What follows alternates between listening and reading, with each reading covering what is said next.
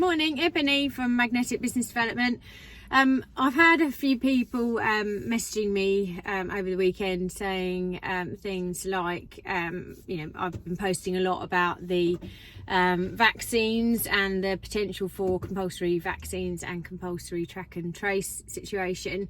And for me, it is really important because this actually, this concept is very scary because it actually enables someone to have the total and utter control over our freedoms.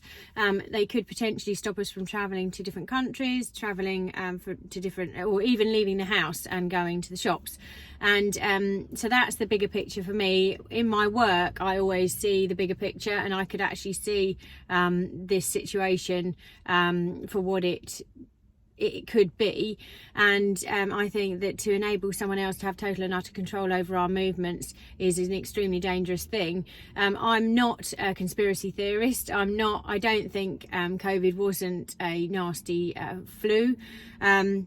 So I've never said that it doesn't exist, but I do think that enabling others to have total control over our freedom of movement, freedom of choice and freedom of speech is extremely dangerous. And if people can't see that, then I would really urge you to sort of do some research. I don't care who's behind it. You know, there's lots of conspiracies claiming that certain people are behind it, but either way, the concept in itself is extremely dangerous, and I think that we would be very misguided to think that it's a good idea, because if that sort of power fell into the wrong hands, then we would have a big problem on our hands.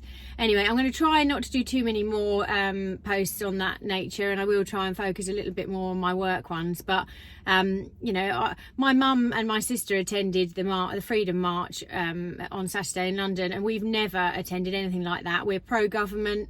In fact, we're conservatives, and it's not about anti-government for us. It's about the freedom of choice. We should all be allowed to choose whether we have vaccines, whether we give our kids vaccines. I'm not an anti-vaxxer. I have given my children MMR, but that was a proven vaccine, and you know, I did a lot of research before giving it. So my feeling is that if the flu one was mandated, no, I wouldn't. I wouldn't choose to take a flu vaccine anyway, and I wouldn't want to give it to my kids either. Now I have a good understanding of the flu vaccines and the fact that this one would be rushed through with not any trials, and just would be we'd all be guinea pigs basically. And I've seen some nasty side effects from various vaccines in other parts of the world, and I don't want to subject my children to that. So that should be my choice, and I certainly wouldn't want to have my movements restricted and limited just because my family hadn't had a vaccine and hadn't had the track and trace thing. But that doesn't make sense anyway. So if you're tested today and then you go and touch something or interact with something and then you catch COVID or another virus, that's not going to be valid anymore. So how is it going to know that you've not gone and got it? So that part of the track and trace thing doesn't make any sense to me at all. You know, you could be not have it 1 minute and then have it the next. So, but yeah, so I will try not to do any more. But anyway, please, you don't have to follow me. You know, if you don't like to hear those sorts of posts, feel free to just lose the connection and block me or whatever.